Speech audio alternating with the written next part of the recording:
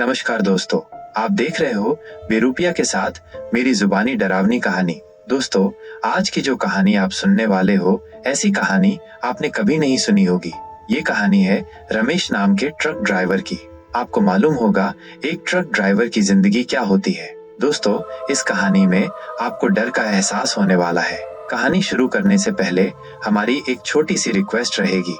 Channel पर पहली बार आए हो तो चैनल को सब्सक्राइब जरूर कर दीजिएगा और एक प्यारा सा कमेंट कर दीजिए आप कहां से हो, ताकि हम आपका आगे की स्टोरी में नाम लेंगे। चलिए फ्रेंड्स, कहानी की शुरुआत करते हैं। मेरा नाम रमेश है और मैं पिछले 15 सालों से ट्रक चला रहा हूँ। मैंने बहुत कुछ देखा और सुना है, लेकिन जो घटना मेरे साथ हुई उसे मैं कभी नहीं भूल सकता। ये कोई फिल्मी कहानी नहीं, बल्कि मेरी खुद की आपबीती है। यह 2017 की बात है।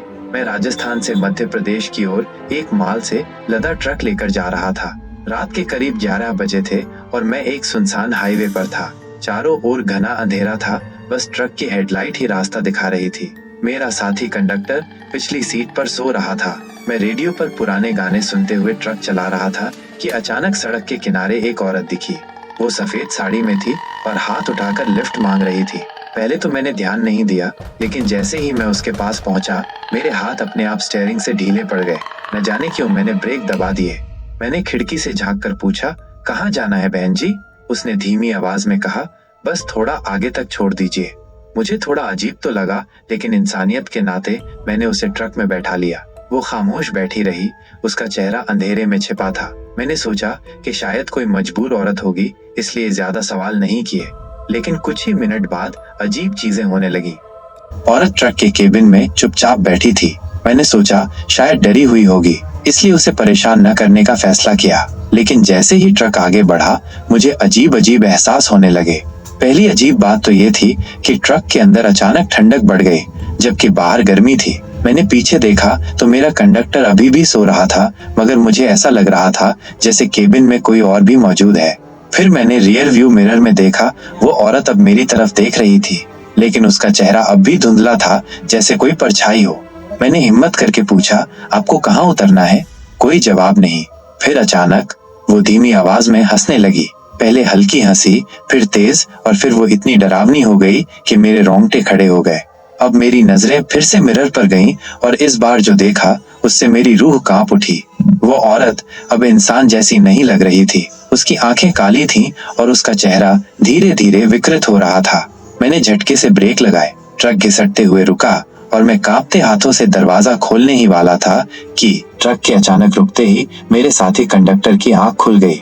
वो घबराकर बोला, क्या हुआ भाई? ट्रक क्यों रोक दिया? मैंने कांपते हुए उसकी ओर इशारा किया और कहा, वो औरत देख।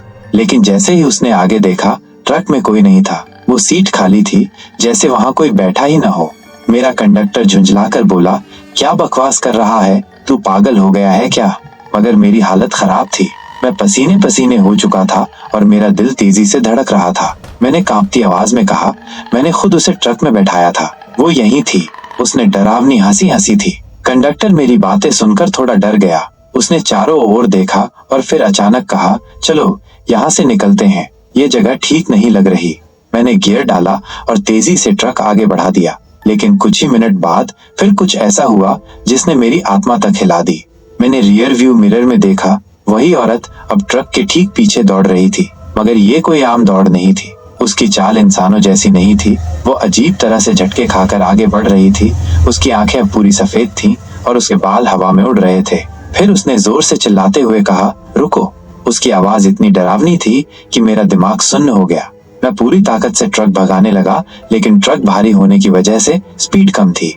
फिर अचानक ट्रक के सामने कुछ ऐसा आया जिससे मेरे होश उड़ गए। ट्रक की हेडलाइट के सामने अचानक एक पेड़ की मोटी डाल गिर गई। मैं जोर से ब्रेक मारकर ट्रक को रोकने की कोशिश करने लगा, लेकिन ट्रक तेज था और सीधे जाकर उस डाल से टकरा गया। झटका इतना जबरदस्त था कि मैं और कंडक्टर दोनों सीट से गिर पड़े। मेरी आंखों के सामने अंधेरा छा गया।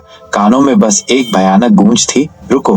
कुछ सेकंड बाद जब मैंने होश संभाला तो मेरी सांसें तेज चल रही थीं। कंडक्टर भी हांफते हुए उठ खड़ा हुआ और बोला, भाई यहाँ कुछ गड़बड़ है, हमें जल्दी निकलना होगा। मैंने दरवाजा खोलकर बाहर देखा। सड़क पर घना अंधेरा था, बस हमारी ट्रक की हेडलाइट ही रोशनी दे रही थी। और फिर मैंने उसे देखा। वही औरत अब वो सड़क के किनारे खड़ी थी, लेकिन इस बार कुछ अलग था। वो मुझे गुस्से से घूर रही थी। उसकी आंखों में नफरत थी। उसने धीरे धीरे अपना हाथ मेरी तरफ बढ़ाया, जैसे मुझे बुला रही हो। मेरे पूरे शरीर में सिहरन दौड़ गए। मैं हिल भी नहीं पा रहा था, जैसे किसी ने मेरे पैरों में जंजीर डाल दी हो। फिर अचानक मेरे कंडक्टर ने जोर से मेरे हाथ में एक नींबू और कुछ काले धागे थमाए और चिल्लाया, इसको पकड़ भाई, जल्दी पकड़। जैसे ही मैंने वो नींबू पकड़ा, औरत जोर से चीखी और हवा में गायब हो गई। हम दोनों सदमे में थे। मैंने कांपते हुए कंडक्टर से पूछा, तू ये सब कैसे जानता था? उसने मेरी तरफ देखा और बोला, भाई तू अकेला नहीं था जिसे वो औरत मिली थी। ये अब भी सदमे में था। ट्रक की हेडलाइट के सामने फैली वीरान सड़क और वो काला अंधेरा, सब कुछ डरावना लग रहा था। मैंने कांपती आवाज में कंडक्टर से पूछा, तूने कहा ये सड़क अभिशप्त है, आखिर क्या मतलब है तेरा? कंडक्टर ने चारों ओर देखा, जैसे ये यकीन कर लेना चाहता हो कि कोई और हमारी बात नहीं सुन रहा। फिर वो धीरे से बोला, भाई ये पहली बार नहीं हुआ, इस सड़क पर कई ड्राइवरों ने ऐसी ही औरत को देखा है। मैंने चौंक कर पूछा, तू पहले से जानता था, फिर बताया क्यों नहीं? वो गहरी सांस लेकर बोला, क्योंकि मैं खुद पक्का नहीं था, लेकिन अब जो कुछ हुआ उसके बाद यकीन हो गया। मैंने ट्रक स्टार्ट करने के लिए चाबी घुमाई, लेकिन ट्रक ने स्टार्ट होने से इनकार कर दिया। मेरे हाथ पसीने से भीग चुके थे। अब क्या करें? मैंने घबराकर पूछा। कंडक्टर ने जेब से एक छोटी सी डिबिया निकाली, जिसमें हल्दी, नींबू और कुछ काले धागे थे। उसने तुरंत ट्रक के बोनट पर नींबू रख दिया और हनुमान चालीसा बुदबुदाने लगा। जैसे ही उसने मंत्र पढ़ना शुरू किया, अचानक तेज हवा चलने लगी। सड़क के किनारे लगे पेड़ झूमने लगे और ऐसा लगा जैसे कोई जोर जोर से हंस रहा हो, वही डरावनी हंसी। फिर अचानक ट्रक के सामने वही औरत फिर से प्रकट हो गई, लेकिन इस बार वो हवा में तैर रही थी। उसकी आंखें जलती हुई लाल थीं और वो जोर से चीख कर बोली, तुम बच नहीं सकते। औरत हवा में तैर रही थी। उसकी लाल जलती आंखें सीधी मेरी ओर थीं। उसके बाल बिखरे हुए थे और चेहरा इतना डरावना था कि मेरे शरीर में खून जमने लगा। उसने चीखते हुए कहा, तुम बच नहीं सकते। मेरे हाथ पैर सुन्न हो चुके थे। ट्रक अब भी स्टार्ट नहीं हो रहा था और कंडक्टर लगातार हनुमान चालीसा पढ़ रहा था। उसकी आवाज कांप रही थी, मगर वो रुका नहीं। फिर अचानक उस औरत ने अपना हाथ मेरी ओर बढ़ाया। मुझे लगा जैसे किसी ने मेरी छाती पर भारी पत्थर रख दिया हो। मेरी सांसें तेज हो गईं और आंखों के सामने अंधेरा छाने लगा। रमेश, आंखें बंद कर और भगवान का नाम ले, कंडक्टर चिल्लाया। मैंने हिम्मत जुटाकर अपनी आंखें बंद कर लीं और जोर से बोलने लगा, जय बजरंगबली, जय हनुमान। जैसे ही मैंने ये कहा, अचानक एक जोरदार हवा चली और ट्रक हिलने लगा। ऐसा लगा जैसे जमीन तक कांप रही हो। फिर एक दिल दहला देने वाली चीख गूंजी और मेरे शरीर का सारा भार हल्का हो गया। धीरे धीरे मैंने अपनी आंखें खोली। वो औरत अब वहां नहीं थी। ट्रक अपने आप स्टार्ट हो चुका था। मैंने बिना देरी किए गियर डाला और पूरी स्पीड में ट्रक भगाया। रास्ते में मैंने कंडक्टर से पूछा, आखिर ये कौन थी? उसने गहरी सांस ली और बोला, सालों पहले एक नवविवाहित औरत इसी सड़क पर अपने पति के साथ जा रही थी। कुछ गुंडों ने उनका पीछा किया, पति को मार दिया और उस औरत के साथ बुरा किया। अंत में उसे भी मारकर सड़क किनारे फेंक दिया। कहते हैं उसकी आत्मा अब भी यहाँ भटक रही है और जो भी इस सड़क से गुजरता है वो उसे रोकने की कोशिश करती है। मैंने कंधे तक सिर झुका लिया। मुझे अफसोस हुआ कि उस औरत के साथ इतना बुरा हुआ था, मगर मुझे खुशी थी कि हम सही सलामत बच गए।